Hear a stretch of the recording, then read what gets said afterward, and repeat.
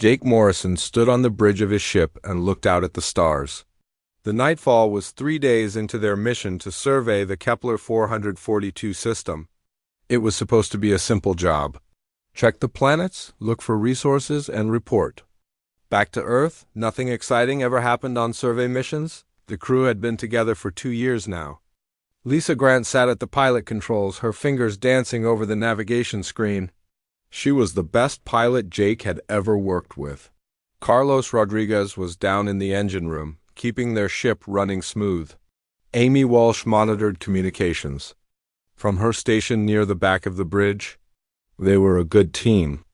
"Captain, we're getting some strange readings from the outer system," Amy called out. She frowned at her screen. "Energy signatures I've never seen before." Jake walked over to her station. "What kind of energy?" "I'm not sure. It's massive, though. Way bigger than anything we've seen from natural sources." Amy adjusted her controls. "The readings are coming from beyond the system edge, out in deep space." Lisa turned around in her chair. "Could be a new type of star formation.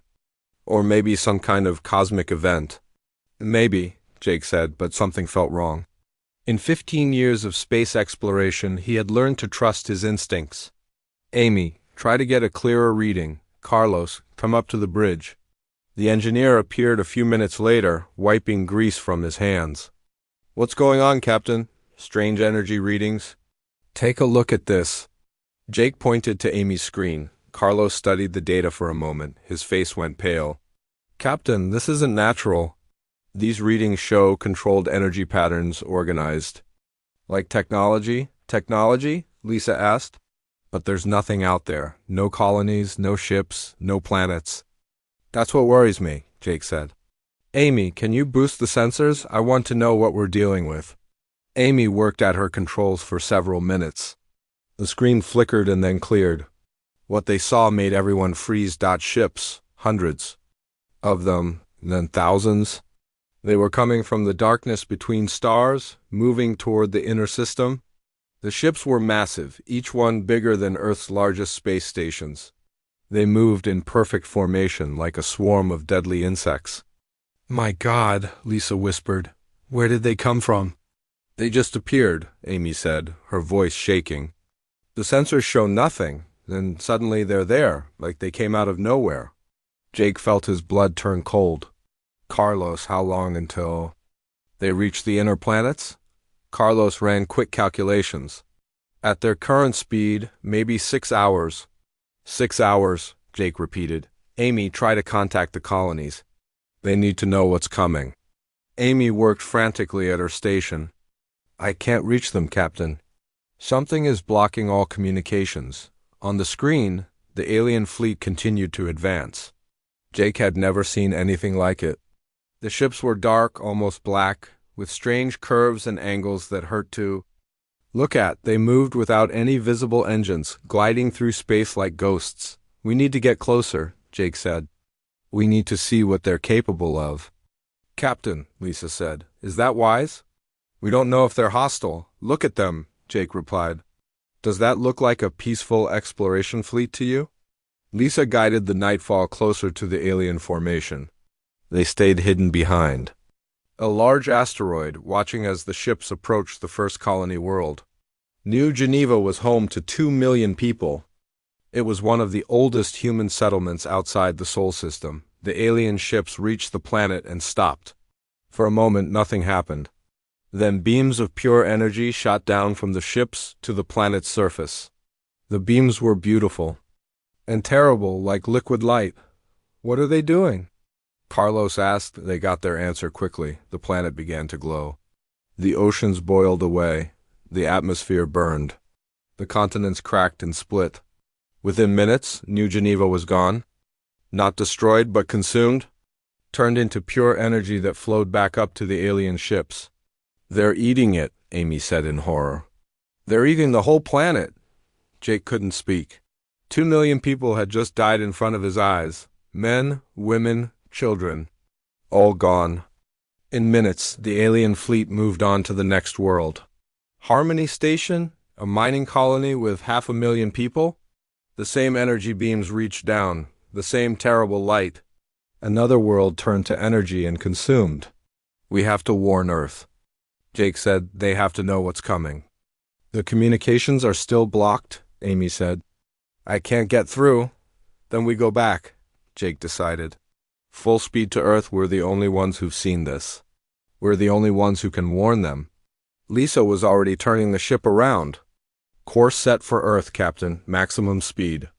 As they fled the system, Jake watched the alien fleet continue its work. World after world fell to the energy beams. Each planet consumed in minutes. Each population wiped out without a chance to fight back. How many ships do you count? Jake asked. Carlos had been watching the sensors. At least 10,000 in this group. Maybe more? This group? Lisa asked. You think there are others? Energy signatures this big? There have to be more fleets. Out there, probably heading for other systems. Jake felt the weight of what they had witnessed. This wasn't just an attack on a few colony worlds. This was an invasion, maybe even the end of human civilization. How long to reach Earth? He asked. At maximum speed, 4 days, Lisa replied. But Captain, they're faster than us.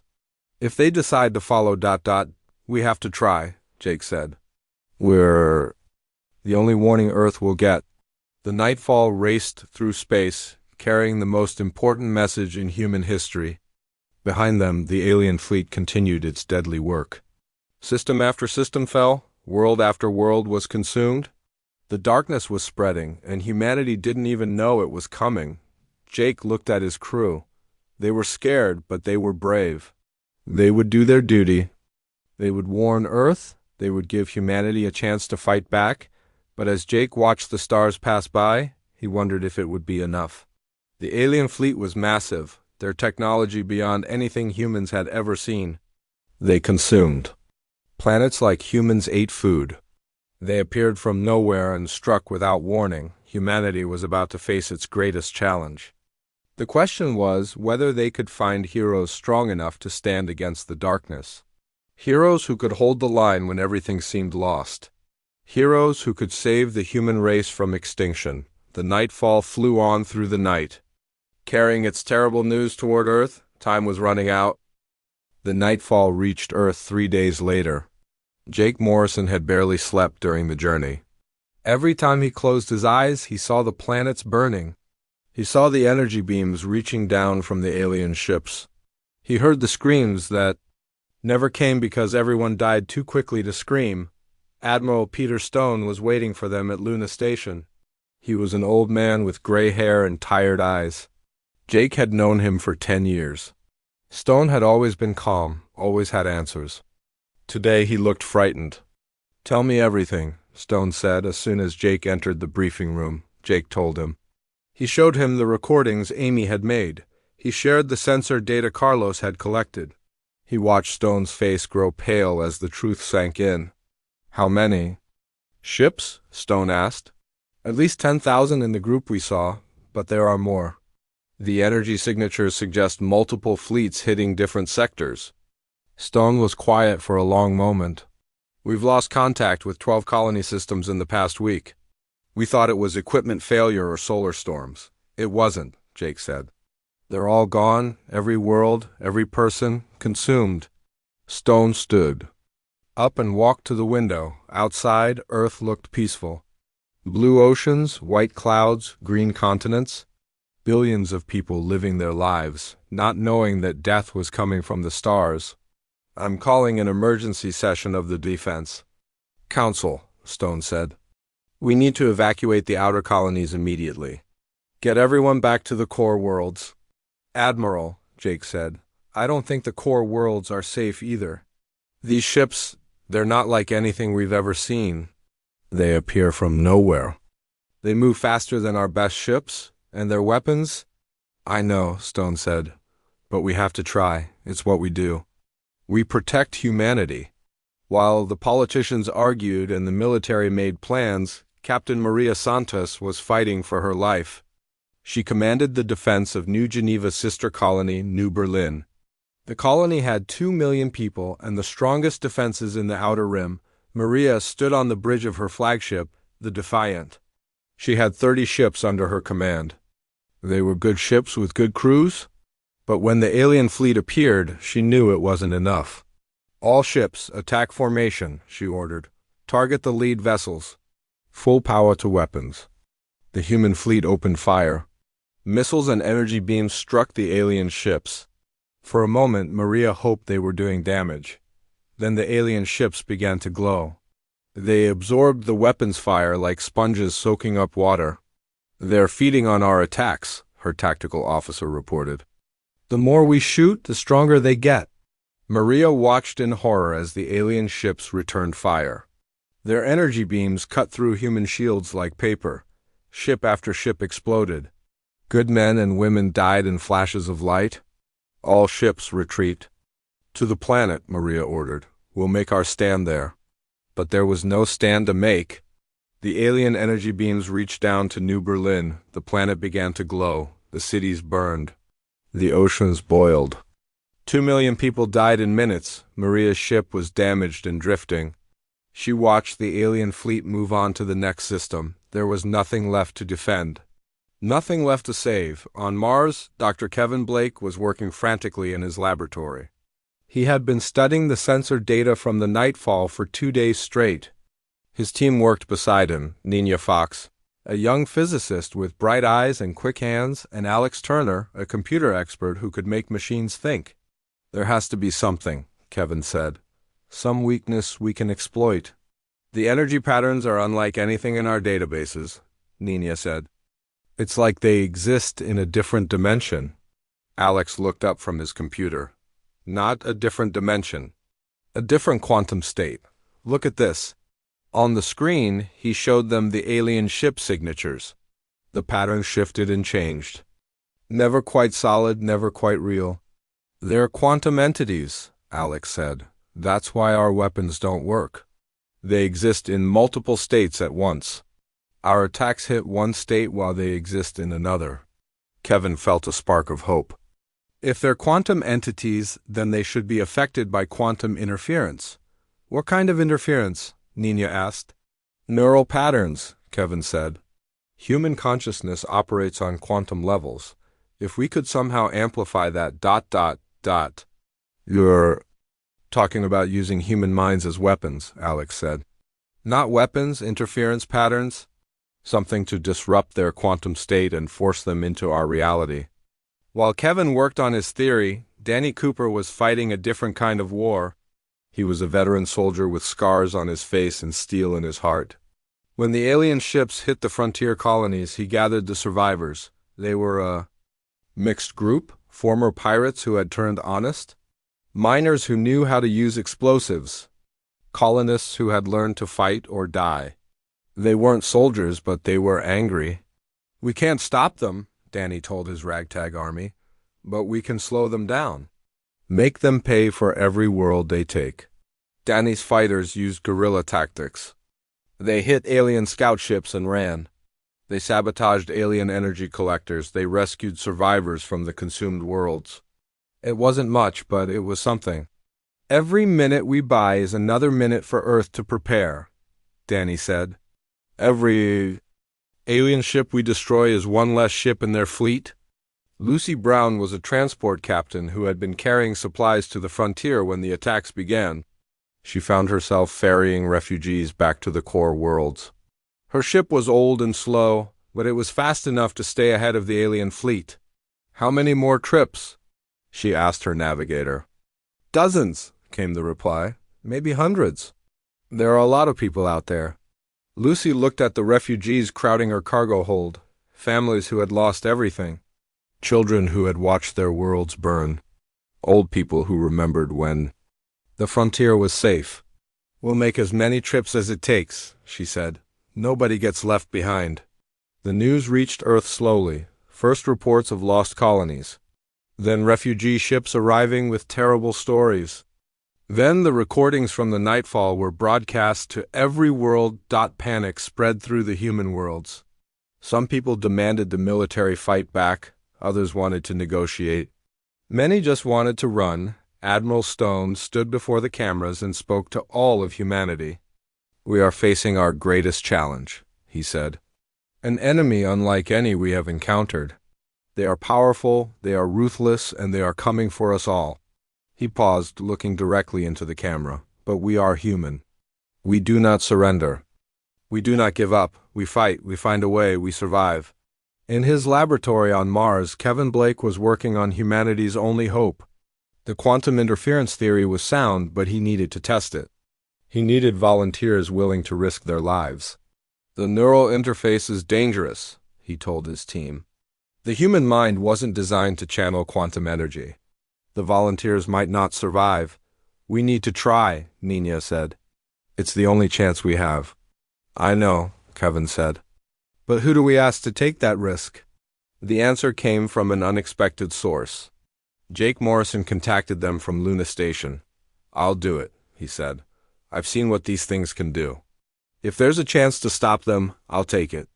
Other volunteers came forward, pilots, soldiers, engineers, people who had lost everything to the alien invasion, people who wanted to fight back. The quantum weapons were untested. The neural interface was dangerous. The volunteers might die horribly, but it was humanity's only hope.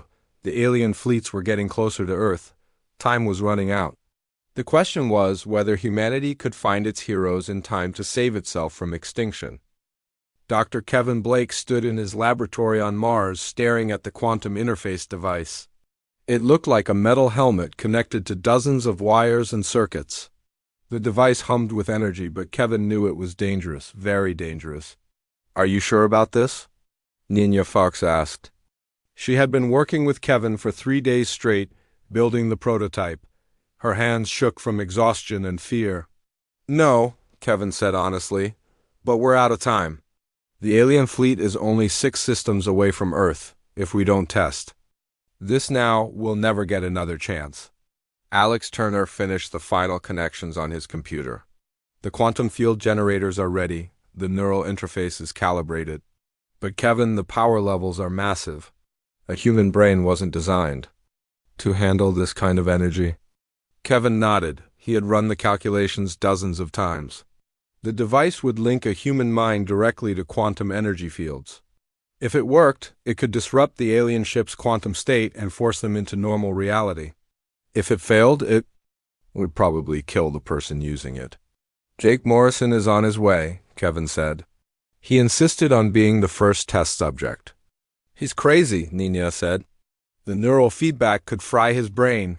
We're all crazy, Kevin replied. But sometimes crazy is what it takes to save the world. Jake arrived at the laboratory 2 hours later. He had been studying the technical reports. During his flight from Luna Station, he understood the risks.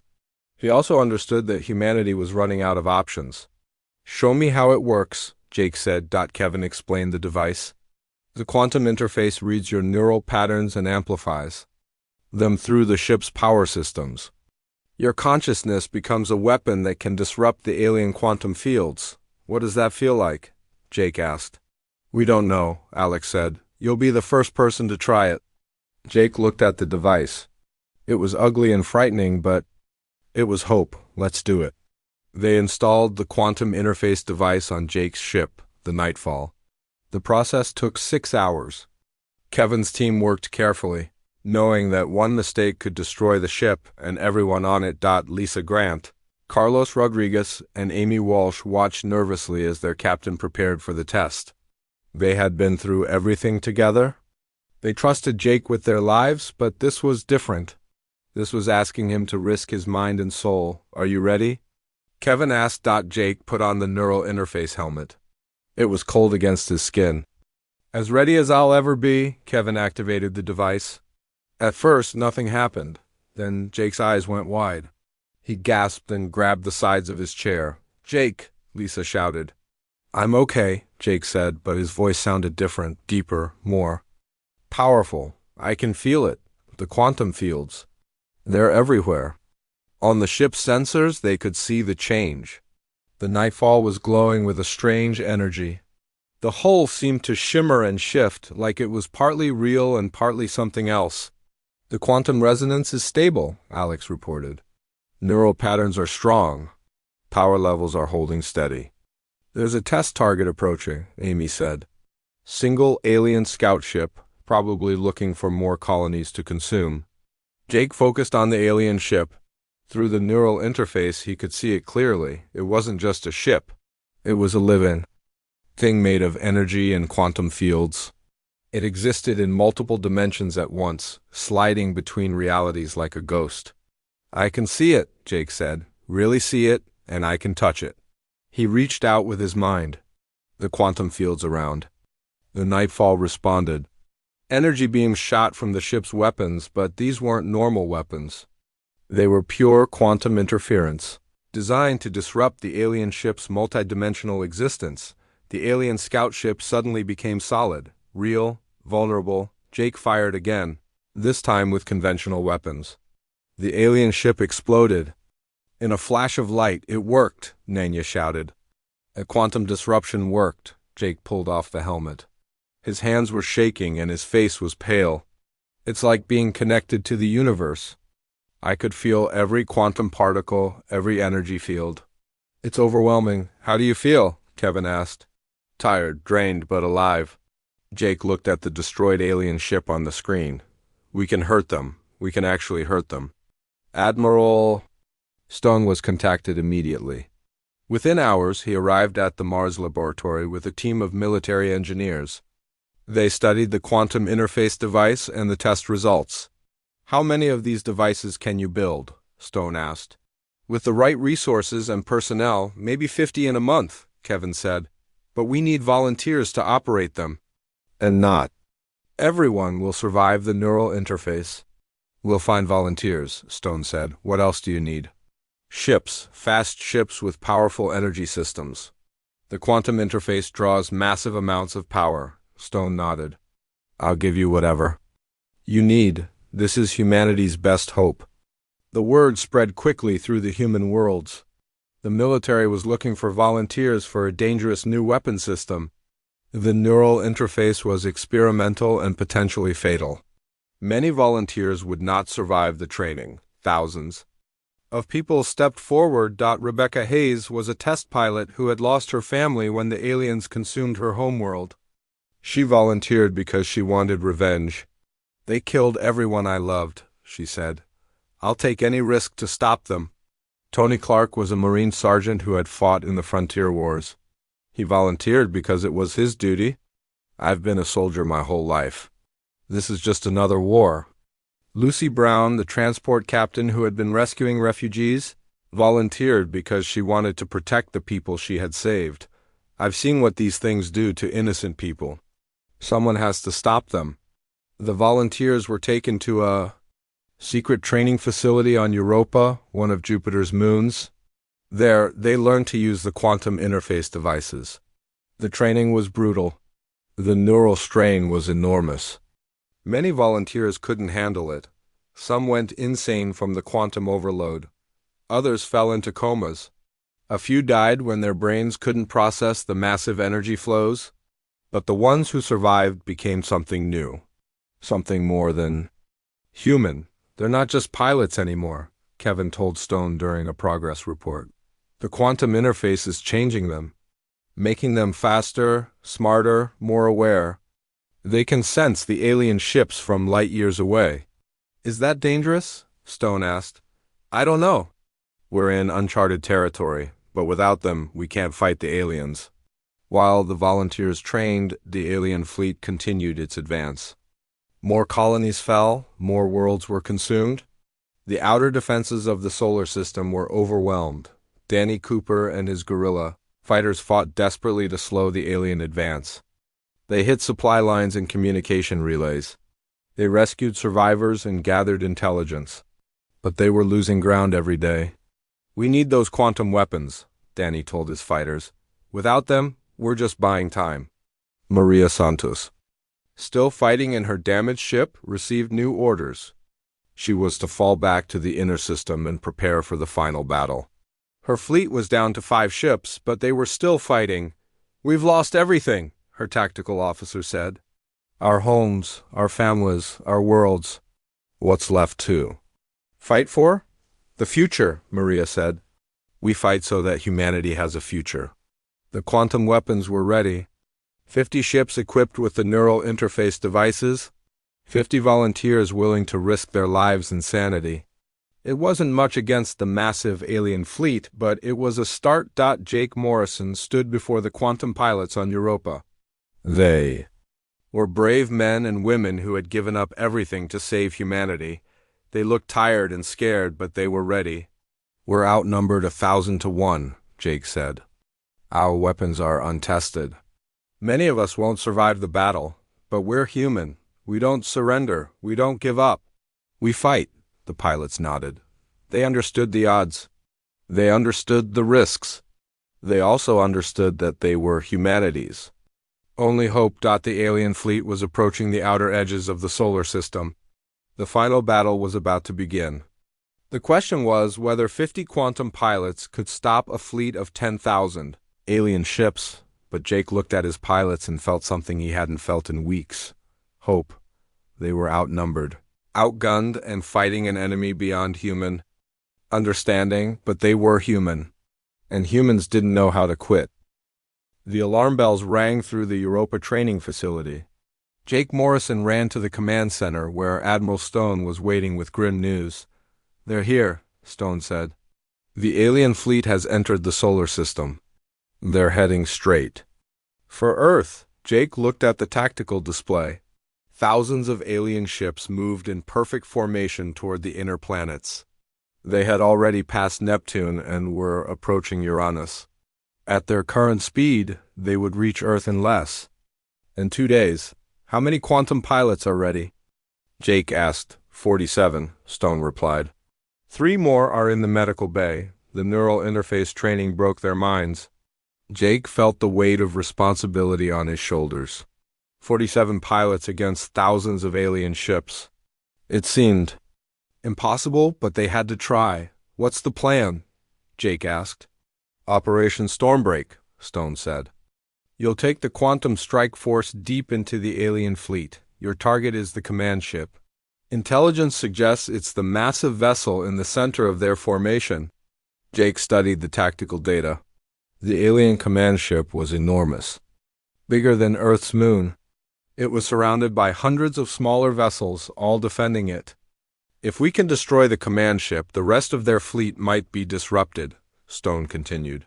"It's a long shot, but it's our only chance." Jake gathered his pilots in the briefing room. They were a mixed group of volunteers from across human space. Rebecca Hayes sat in the front row, her eyes hard with determination. Tony Clark cleaned his sidearm, a habit from his Marine days. Lucy Brown studied the mission plans with the focus of a seasoned captain. "This is it," Jake told them. "The mission we've been training for. The alien fleet is heading for Earth. We're going to stop them," he explained the plan. The quantum pilots would launch from Europa in their modified ships. They would punch through the alien fleet's outer defenses and strike at the command ship. It would be dangerous. Many of them would not survive. "Any questions?" Jake asked. Rebecca raised her hand. "What about the other human ships, the regular fleet?" "They'll create a diversion," Jake said. "Draw the alien ships away from us. Give us a clear shot at the command ship," Tony spoke up. "What happens if we fail?" Jake was quiet for a moment. "Then humanity dies. Earth burns, everything we've ever built is destroyed." The pilots absorbed this information. They had known the stakes, but hearing it spoken aloud made it real. "We won't fail," Lucy said. "We can't fail." Jake looked at his pilots. They were scared, but they were ready. "Get to your ships. We launch in 1 hour." The quantum strike force launched from Europa as the alien fleet approached Jupiter. 47 small ships against an armada of thousands. Jake led them in the Nightfall, which had been upgraded with the latest quantum interface technology. "All pilots, activate your neural interfaces," Jake ordered. Across the strike force, the pilots put on their quantum helmets. Jake felt the familiar cold sensation as the device connected to his mind. Then came the rush of power as his consciousness expanded across quantum dimensions through the neural interface. Jake could see the alien fleet clearly. Each ship was a living thing of energy in quantum fields. They communicated through quantum entanglement, sharing thoughts and orders instantly. The command ship was the brightest of all, a beacon of alien intelligence directing the entire fleet. "I see them," Rebecca reported. "They're beautiful and terrible at the same time." "Stay focused," Jake replied. "Remember your training. Disrupt their quantum fields, then hit them with conventional weapons." The alien fleet noticed the approaching human ships. Scout vessels broke formation and moved to intercept. They were fast and deadly, their energy weapons reaching across space. "Here they come," Tony said. "All ships, engage." The battle began. The quantum pilots focused their enhanced minds on the alien scouts. Quantum interference beams shot from their ships, forcing the aliens into normal reality. Once solid, the alien ships were vulnerable to human weapons. Explosions lit up space as alien scouts died. But more kept coming. The alien fleet was vast, and they could afford to lose hundreds of ships. "We're taking heavy casualties," Rebecca reported. Her ship was damaged, sparks flying from her control panels. Jake checked his tactical display. They had lost 12 pilots already. The remaining 35 were fighting desperately against overwhelming odds. "All ships, form up on me," Jake ordered. "We punch through together or not at all." The quantum pilots grouped around Jake's ship. Together, their combined quantum interference created a bubble of disruption around them. Alien ships that entered. The bubble became solid and vulnerable. They fought their way through the alien fleet, leaving a trail of destroyed ships behind them, but the cost was enormous. More pilots died with each passing minute. "Command ship dead ahead," Amy Walsh reported. From her position on the Nightfall. Range, 50,000 kilometers. The alien command ship was massive beyond imagination. It was shaped like a giant crystal, with energy flowing through its transparent walls. Smaller ships swarmed around it like protective insects. All remaining. "Ships, target the command ship's power core," Jake ordered. "Full quantum disruption, then everything we've got?" The surviving quantum pilots focused their minds on the command ship. Their combined quantum interference created a massive disruption field. The command ship flickered and became partially solid. "Now!" Jake shouted. The human ships fired everything they had. Missiles, energy beams, and quantum disruption weapons struck the command ship. Explosions rippled across its crystal surface, but the command ship was too powerful. It absorbed the attacks and began to glow brighter. Energy beams reached out from its surface, destroying 3 more human ships. "It's not enough," Lucy said. "We need more power." Jake felt the neural interface burning in his mind. The quantum energy was tearing at his consciousness, but he pushed harder. He reached deeper into the quantum fields, drawing more power than any human had ever channeled. "Jake, stop!" Lisa shouted. "The neural feedback is off the charts. You'll kill yourself." But Jake didn't stop.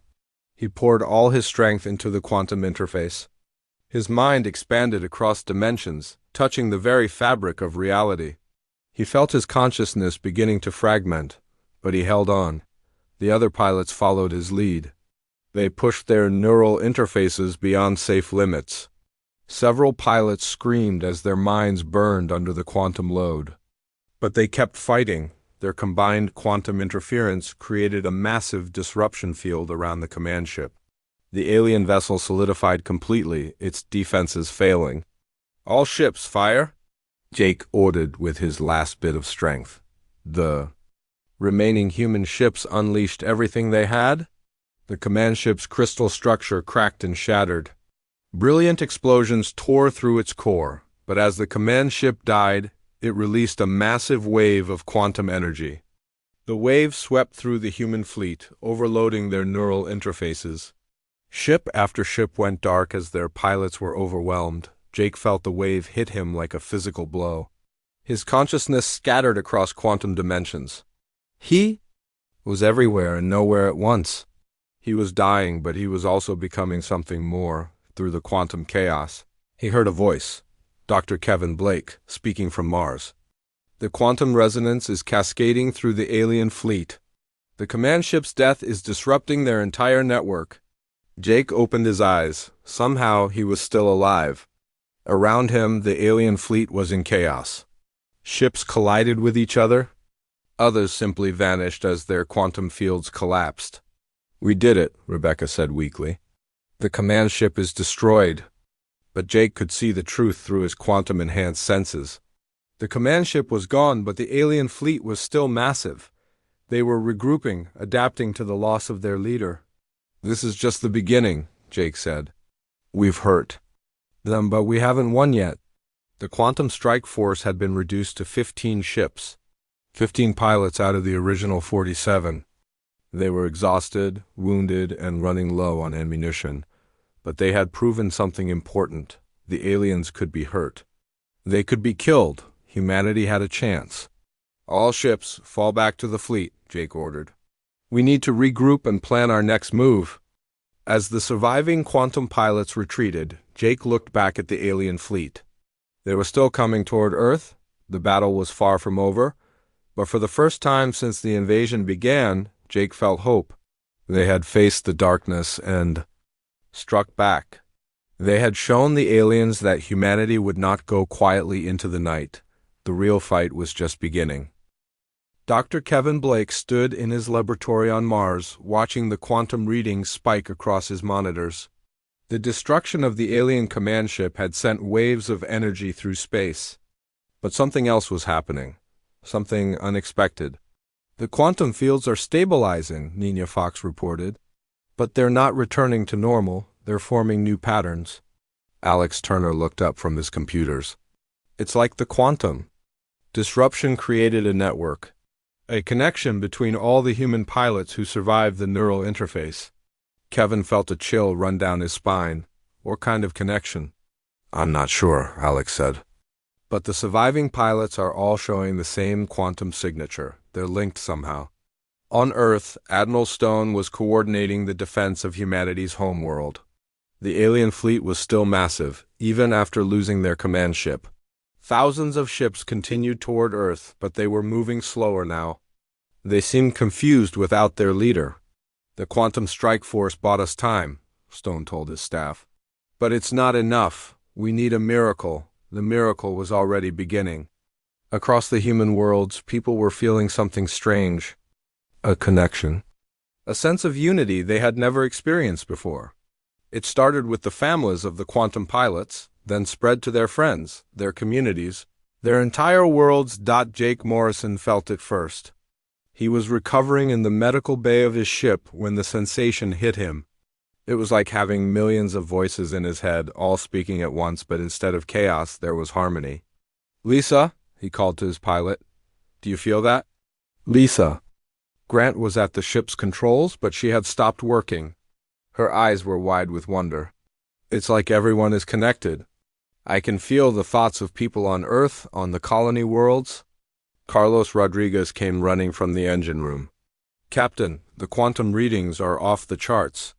It's like every human consciousness is linked to the quantum field." Amy Walsh was at her communication station, but she wasn't using her equipment. "I don't need the radio anymore," she said softly.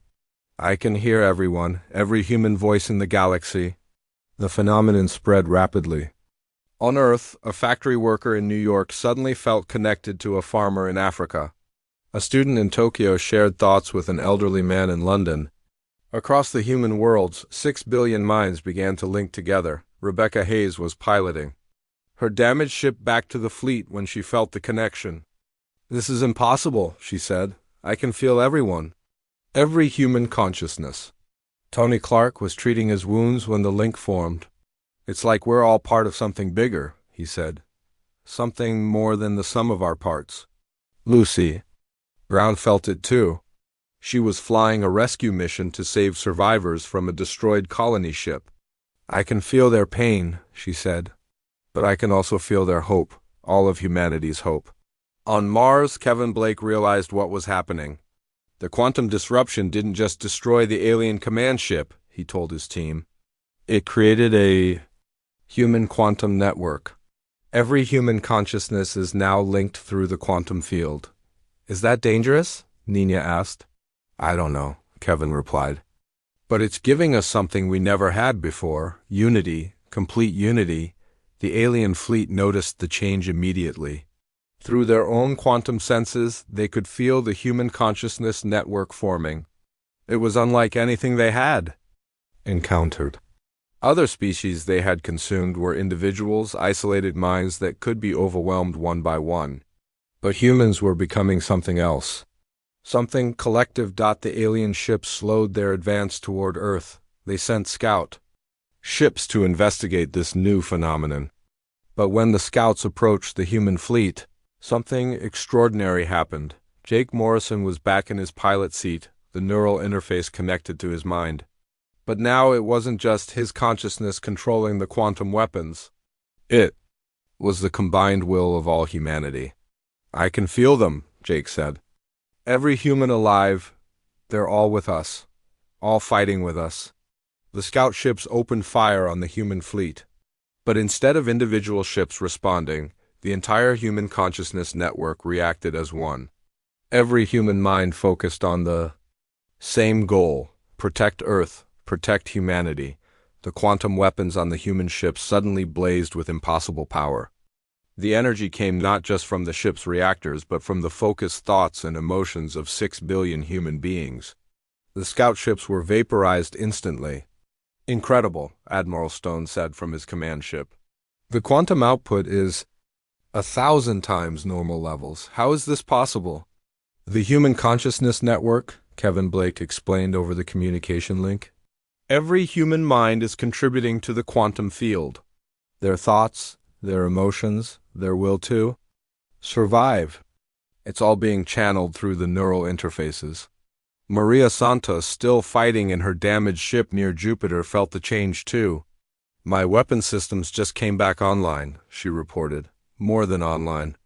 They're more powerful than ever." Danny Cooper, leading his guerrilla fighters on the frontier, felt the connection form. "Boys," he told his fighters, "I think the cavalry just arrived, all 6 billion of them." The alien fleet tried to adapt. They sent larger groups of ships to test the human defenses. But each attack was met with the combined force of human will channeled through quantum weapons. The aliens began to lose ships faster than they could advance, but the real test came when the alien mothership appeared. It was even larger than the command ship Jake had destroyed. It was the size of a small moon with weapons that could destroy entire fleets.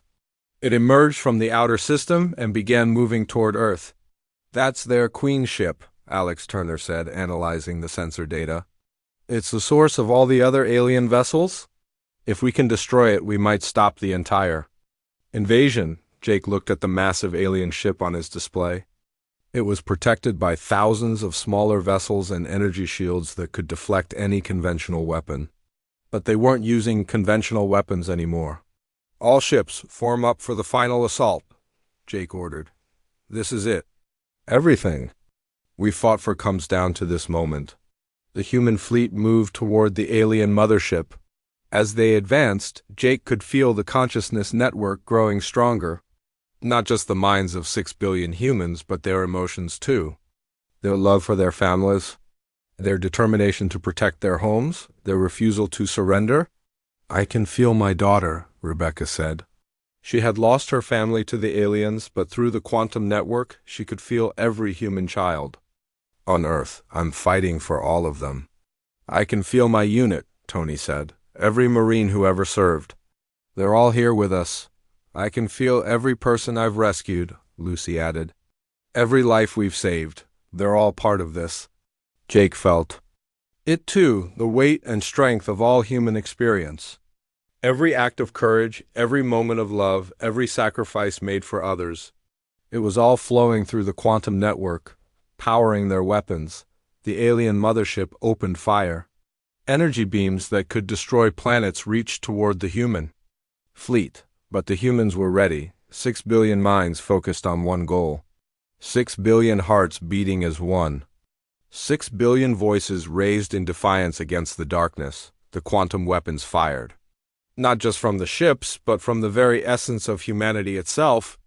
The energy beams struck the alien mothership with the force of an entire species' will to survive. The mothership's shields failed. Its hull cracked. Its weapons went silent. "We're hurting it," Jake said. "Keep firing." Don't let up. But the alien mothership wasn't finished. It began to glow with malevolent energy, preparing for one final attack that would destroy Earth itself. It's building up power for a planet-killer weapon, Amy reported. If it fires, Earth is gone. Jake felt the fear ripple through the human consciousness network. 6 billion people realizing they might die in the next few minutes. But instead of panic, he felt something else. Determination, unity, love. All humans, Jake said, broadcasting through the quantum network to every person alive. Focus your thoughts. Focus your will. Help us end this. Across the human worlds, 6 billion. People stopped what they were doing. They closed their eyes and focused on one thought. Save humanity. Save Earth, save the future, the quantum weapons charged with impossible power. Every human emotion, every human dream, every human hope was channeled into one devastating attack. The energy beam that erupted from the human fleet was not just a weapon. It was the collective soul of humanity made manifest. It struck the alien mothership and tore through its core like light through darkness. The mothership exploded in a cascade of light that could be seen from Earth.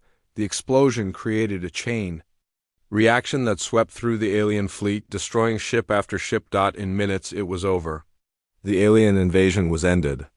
Humanity had won. Jake pulled off his neural interface helmet and looked around the bridge. His crew was crying. Through the quantum network, he could feel the emotions of every human alive. Joy, relief, hope, and above all, love. We did it, Rebecca said through tears. We actually did it. No, Jake said, feeling the vast presence of human consciousness around him. We all did it, every single one of us. The battle was won, but Jake knew the war had changed humanity forever. They were no longer just individuals fighting alone. They were something new, something greater. United in a way that no species had ever been before. The hero they had been waiting for hadn't been. 3 months after the battle, Jake Morrison stood on the observation deck of the rebuilt Nightfall. Outside the windows, Earth looked beautiful. Blue oceans, white clouds, green continents. It was the same planet he had left to warn of the alien invasion, but everything had changed. The quantum consciousness network was still active. Every human could feel the presence of every other human. It was a gentle sensation now, not the overwhelming flood of thoughts and emotions from the battle. People had learned to control it, to use it to help each other. Hard to believe it's really over, Lisa Grant said, joining Jake at the window. She was still his pilot, but now she was also something more. Through the quantum network, she could feel the needs of every ship in the human fleet. She could pilot a dozen vessels at once if needed. Is it over? Jake asked. Sometimes I wonder if we just won one battle in a longer war. Carlos Rodriguez came up from the engine room. His connection to the quantum network had made him the best engineer in human space. He could feel the needs of every machine, every system, every piece of technology. The deep space sensors show no sign of more alien fleets, he said. I think we got them all. Amy Walsh looked up from her communication station. She didn't need radio equipment anymore.